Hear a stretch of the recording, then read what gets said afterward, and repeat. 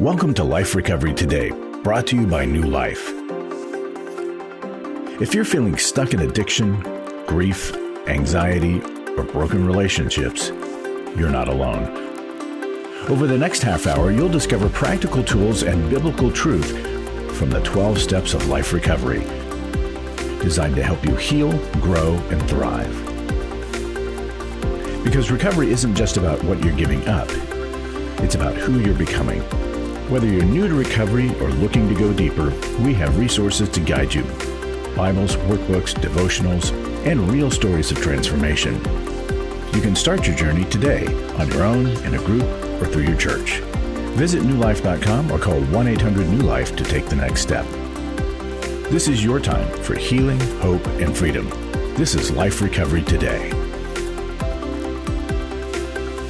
Hi there, Steve Arterburn here, and welcome to another episode of Life Recovery Today. So glad you're with me. Hope that something that's said today is going to inspire you, it's going to help you, strengthen you, and encourage you to stay with it and stay better.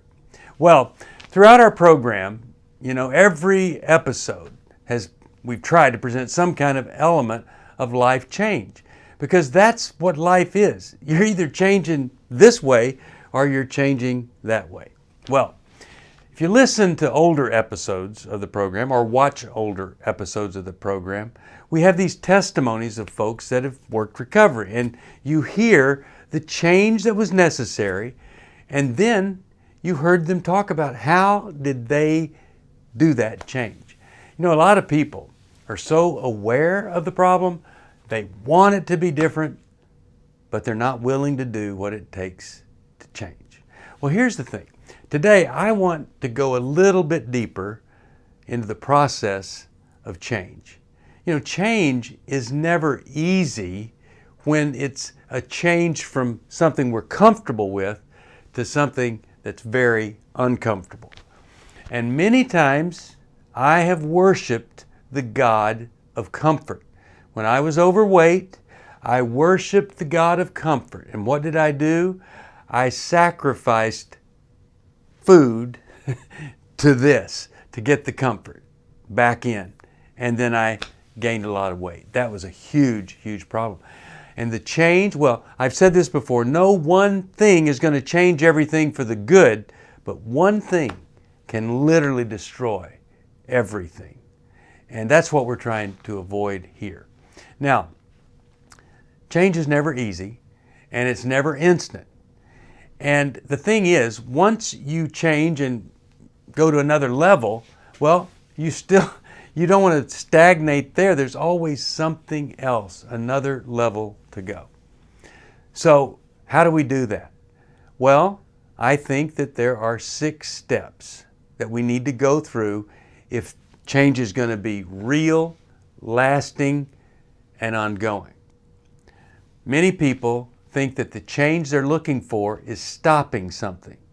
Well, that's a really good thing if you're stopping something that's very destructive.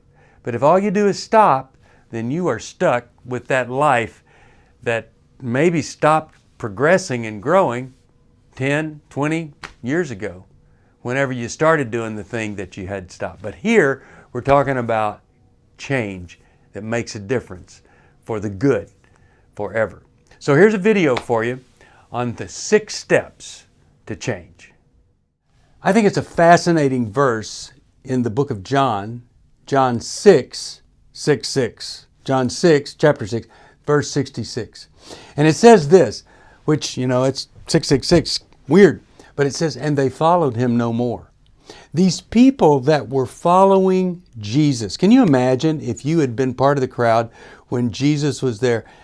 And they just went home. They just left. They just decided that they weren't going to be with him any longer.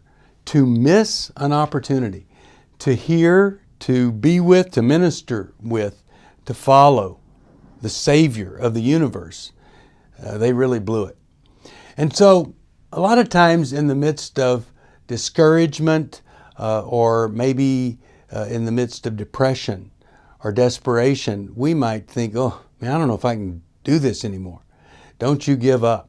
The Bible says, not those that are perfect, but those that persevere. receive the crown of life. And so we have to get through it. There's another verse out of John that has the number 6 in it, and it's John 3:6. It's where Jesus walks up to the man that's laying by the pool of Bethsaida, which was known to be a healing pool. And there were people all around, and he says to the man that's been there 38 years, "Do you want to be well or made well?" Man, what in the world do you think I've been here all this time for? I want to be well. It just is such a great story about how a lot of people that say they want to get better, or they put themselves in a position to get better, they're really not willing to get better. So I want to talk to you about 6 different things that we need to encounter if we want to change or if we want to get better. Now, the first one is this. I find people that are stuck usually have 1 or 2 what I call fatal excuses. It's the thing that prevents any action or change going forward. Well, I don't want a divorce, and if I confront him, then he's going to leave and my children are going to be without a father. Well, if you don't do that, they're going to stay with a father who is drunk all the time, or a father that's out having sex with other people all the time, or whatever it is. Or you yourself, if I don't continue with this drug here that relaxes me and changes my mood, I might hurt somebody. Or anyway, there are a lot of different things that we throw up that just let that whole movement toward transformation, we're being tugged to get better. The Holy Spirit is, and God is drawing us to Him, and we just shut it down with some fatal excuse saying, no, I can't because of this. Well, think about it. Counter that excuse, that lie that you're telling yourself. What if that isn't so? What if that isn't really the worst thing? And what if the exact opposite result would happen, which is what we see when people change. They think, I may go crazy or whatever. No, they don't go crazy. They become sane and they experience and enjoy life like they never dreamed that they could. So, counter the fatal excuse. Number 2, what are the benefits that you're experiencing of staying the same? If you're in trouble and you're always in trouble, what's the benefit of that? Never ever having to strive toward an expectation? Is that the benefit? Not having to deal with this deep-seated pain or whatever it is that you're running from? Not having to just be uncomfortable. Hey, listen, you can endure. You can stand to be uncomfortable if that's the price it takes to be free. How about this? Oh, I'm so uncomfortable with people. I'm independent. I don't want to connect with other folks. Hey, I get that. But you can, if it means your life and the kind of life that you've always wanted to live. So whatever benefit, it's a secondary benefit, or it's so far inferior of a benefit to the ultimate benefit of getting free and not having this horrible problem that you've got. Third thing, how about asking yourself this? What in the world is my biggest fear? Or what am I afraid of? Now, if I know what I'm afraid of, then I can deal with that fear. And I don't have to go back and figure out whether or not mommy and daddy love me and stuff. The way I overcome fear is to walk into the fear. So if I'm afraid of flying, I go to the place there in Dallas with American Airlines. They have all these people that know people like me. They walk with me onto a plane. After we've gone through classes, I learned about aerodynamics and why planes stay in the air. I go meet the pilot and I remind myself that he is far more interested in me staying safe than I am even. And he's been trained, and there's no way this dignified looking man or woman is going to fly this plane if they think it's going to crash. See, I have to face it. I have to get on the plane to overcome my fear of flying. But if I just, decide, okay, I'll go get on the plane, well, there's a good chance I'll have a panic attack and I'll have to be taken off by a stretcher. So I need people to help me, and I need to learn some things about flying, and I meet people that are in control, all of that goes together so that I get over my fear. That's how I face the fear. What are you afraid of? Maybe a counselor could help you face it, walk through it.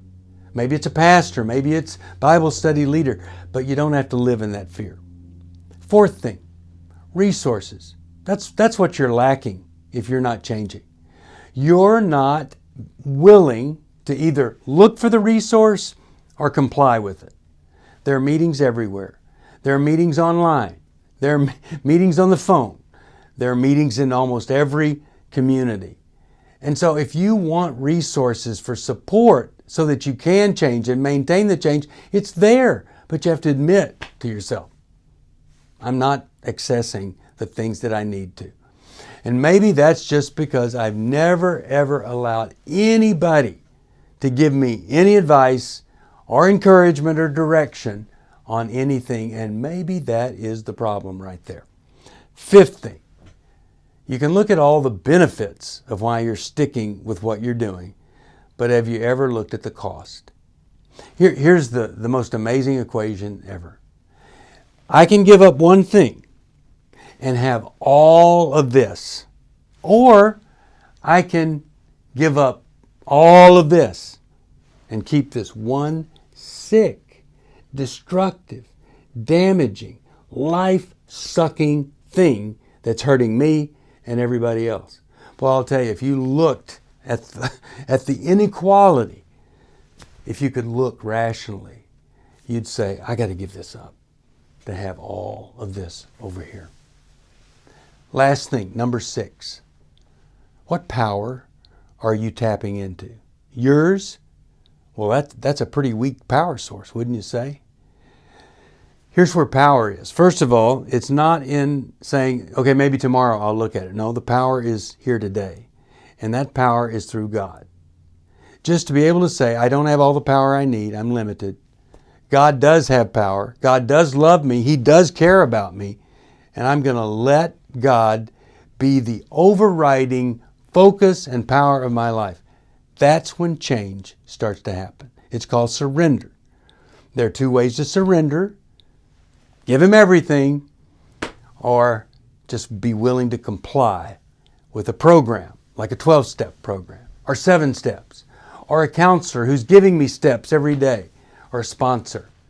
If I want to change, well, maybe even if I don't want to change, I can, but I've got to turn willingness into searching for the resource and complying with what that resource says more people have done to succeed than anything else. That's what I want to see you do. If you need some help, you call us at 1-800-NEW-LIFE. What a great thing it is when you decide from experiencing all the symptoms of a problem to going deeper into the source and finding whatever you need to do to change. That's what we want for you. It's hard to find a trusted friend when you're in crisis. Someone who's been there and understands, but who also has the training and skill to give you practical help. Family, friends, and churches want to help, but often they're not equipped to care for those dealing with problems like addiction and pornography, infidelity, anger, depression. New Life Ministries is here to provide help and hope in life's hardest places. We're not focused on making people feel better. We're focused on helping people do the work that will help them be better. At New Life, we have resources available to help you, like books, DVDs, CDs, workshops, and our network of licensed counselors.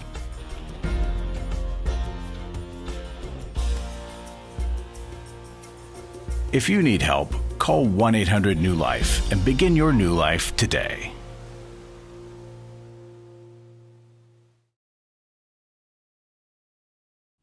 Life recovery isn't just about making the courageous choice to give up an addiction or dependency. It's a journey towards health, wholeness, and becoming your very best you. If you need resources to help you in your journey, we can help. There are many life recovery resources that you can do on your own, with a group, or with your church.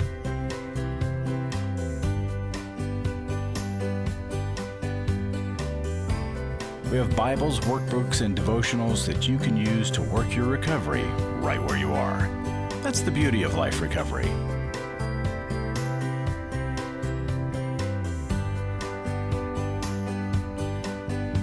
To learn more or to get the Life Recovery Bible or any other Life Recovery resource, visit liferecoverytoday.net or call us at 1-800-NEW-LIFE. 1-800-NEW-LIFE.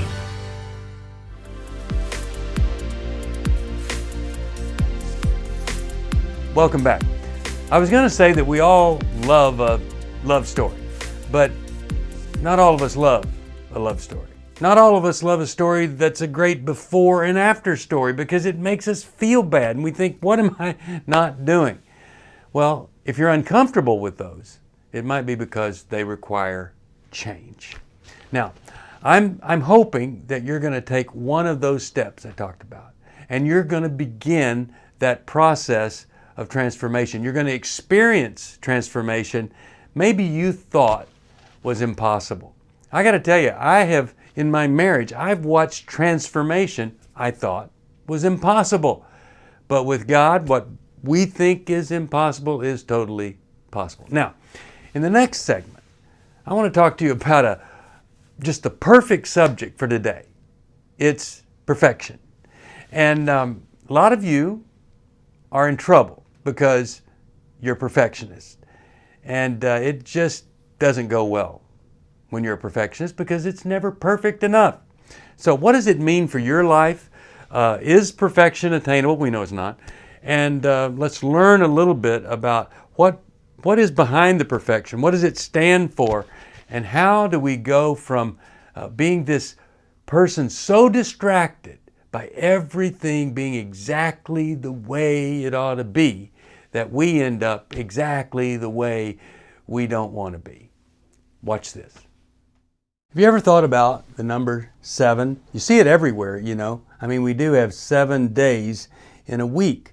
In the Bible, 7 is representative of completion or perfection. That's what it stands for. And you see it all over Revelation, you know, like the 7 churches and angels and just 7. I mean, lucky 7 is what people call it in Las Vegas. There's a guy named Alex Belos. He did a research project and he asked 44,000 people their favorite number. And number 7 was the favorite number of almost everybody. Isn't that amazing? I think 3 is a great number because of the Trinity. But we're not talking about 3, are we? No, we're talking about the number 7. The number 6, you know what 6 is? 6 is a little week. But we're talking about a whole week of 7 days and the number 7. Now, Hebrews 10:14 talks about this condition of perfection. And, you know, we don't want to be striving for a standard or goal or something that we can never achieve. We can't be perfect. But look what it says. Hebrews 10:14 says, "For by that one offering he forever made perfect those who are being made holy." So it isn't us trying to be perfect, but it's us believing that the act of crucifixion, death, burial, resurrection, that is how we can be seen by God as perfect. You know, if we're unholy and we're in the presence of a holy God, then the holy God isn't holy. So how do we come before a holy God as unholy? Because Jesus is the bridge between the two. He's paid the price on the cross for my sin, wipes the slate clean so I can stand before God in holiness and perfection. And there are literally people that believe you can achieve it under your own efforts. When I lived in Laguna Beach, there was an old guy, a greeter that came by, and if you encountered him, he would tell you, "You're perfect." and obviously he didn't know me very well. But he was part of this philosophy that each person is perfect. Well, I would say we're kind of perfectly imperfect. That God knows we're not perfect. He's provided a way for us to be seen as perfect, and He honors that path. So if you want that path, let me give you 7 pieces of it. First piece would be asking God to come into your life and to help you find a better way of being. Now, that means following the teachings of God, looking at the life of Jesus, what He taught and how He lived. But first I have to ask God for help, and God's Word is the place that we find that help. Second thing, one of the biggest walls between us and a better life that's more reflective of God's character and Jesus' character would be stubborn resistance, where I just stop and I just resist everything and I think I know everything. And so any kind of stubborn resistance has to be replaced with willing acceptance and compliance.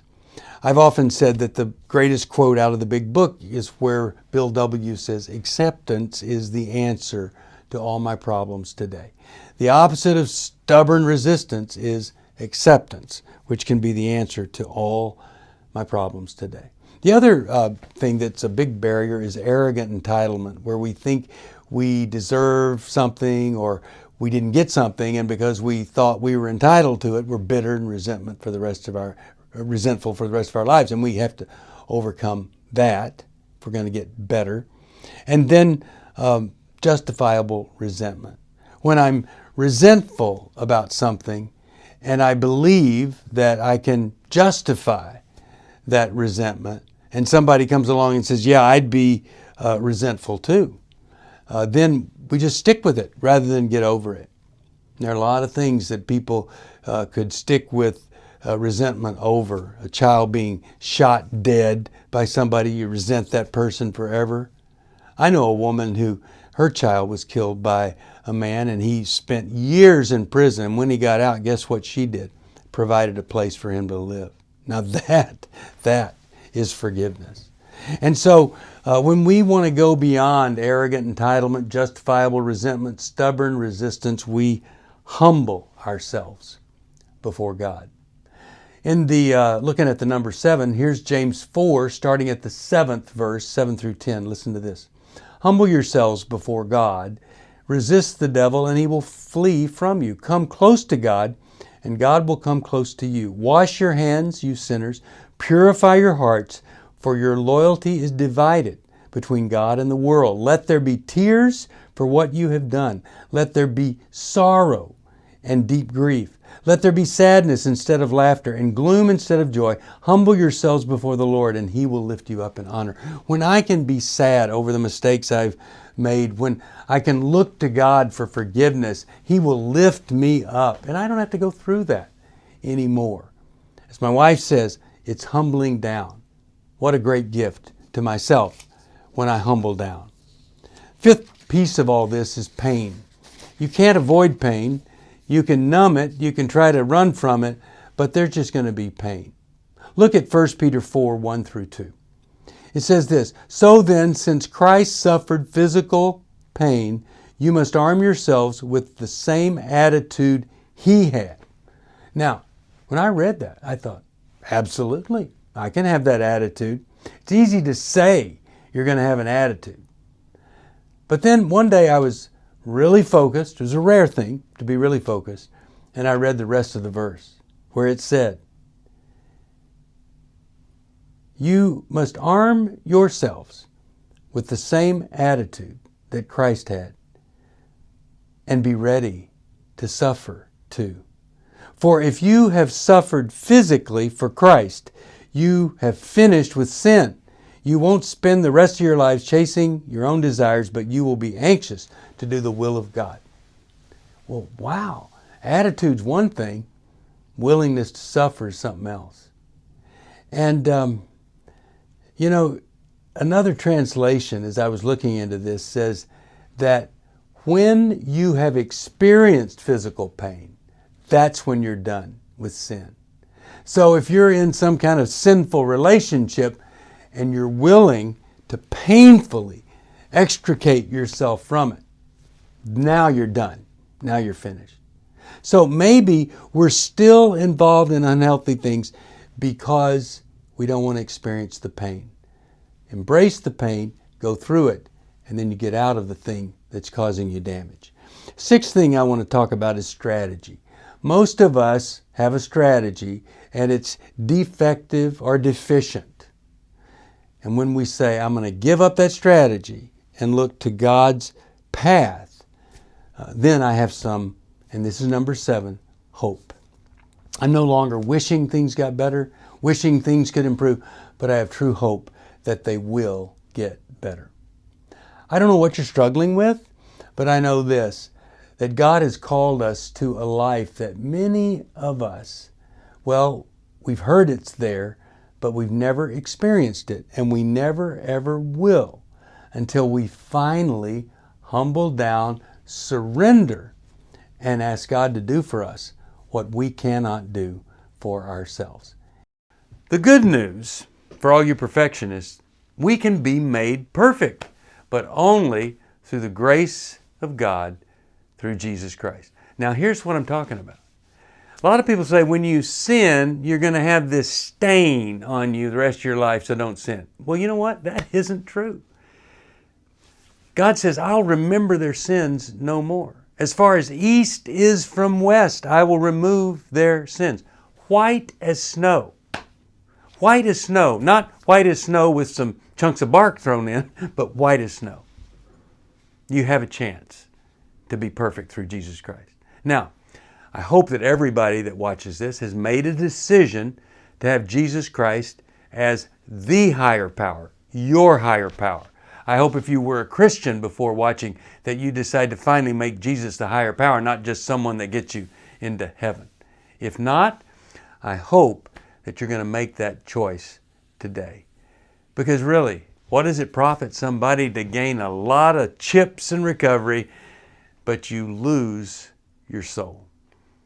And when Jesus said, I am the way and the truth and the life, and no one comes to the Father except through me, He was talking truth. And that's hard for some people to accept. They think, oh, that's so exclusive. Actually, the invitation is for absolutely everybody.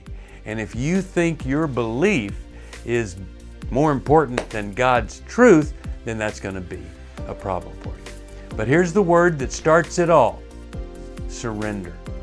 When you surrender to the higher power of life recovery, Jesus Christ, everything starts to change. Thank you for watching. If you need help, call us at 1-800-NEW-LIFE.